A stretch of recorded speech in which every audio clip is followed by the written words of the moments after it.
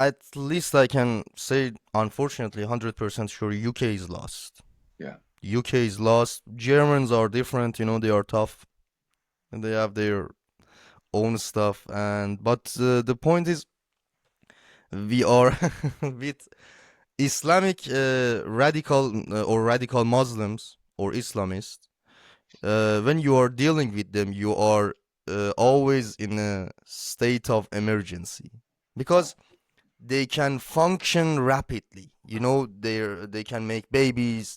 And I'm not talking about all Muslims, as I said, radical Muslims. My mom is Muslim. I know so many people that they are Muslim, beautiful personalities, wonderful.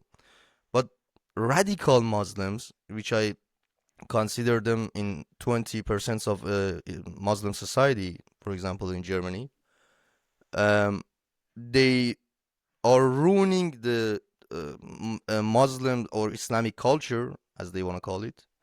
And it's always, you have always extremists. But what's the biggest problem here? The silence of those majority 80% of Muslims. That's I think the biggest thing that we have to explain to the Gen Zs of Europe and America, or anyone who would define itself with their action as useful idiots, that they are calling for Hamas and they see it as a resistance or whatever. Um, we have always all over the world a problem with majority of Muslims, which they are moderate, but they are silent against their extremists.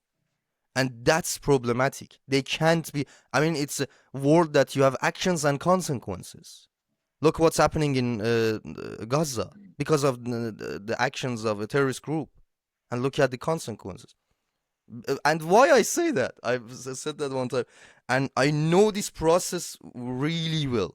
You know why? Because I lived with one of them, my mom, Hmm. moderate Muslim, but always silent about extremists.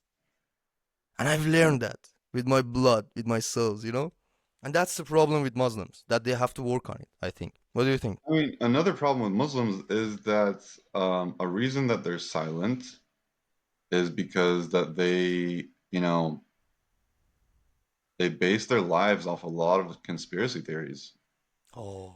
That's another reason why they're silent is that they live off of conspiracy theories. I mean, you bring up October 7th and they'll be like, "Oh, it was an inside job from Israel and Israel knew it was going to happen and they let it happen." And they start saying things like, "Oh, the Hannibal Directive and Israel like this is their worldview, is that they can never be guilty for anything. If something happens that makes Islam or Muslims look bad, it must be somebody else pretending Yeah. to be Muslim making the Muslims bad." You remember that attack that happened in Kashmir Mm-hmm. a couple months ago? Well, they were saying the same stuff. They were saying, "Oh, it was Mossad who did that. It was the Indian intelligence services who killed those people to make Oh. Islam look bad." And they say it like they say it for everything. They say it for 9/11. They say it for 7/7. They say even 1929 Hebron when they massacred the Jews in Hebron. They say that it was the Jews massacring each other and that it's Let me bring you to the next topic about the Middle East. You did open a really important door.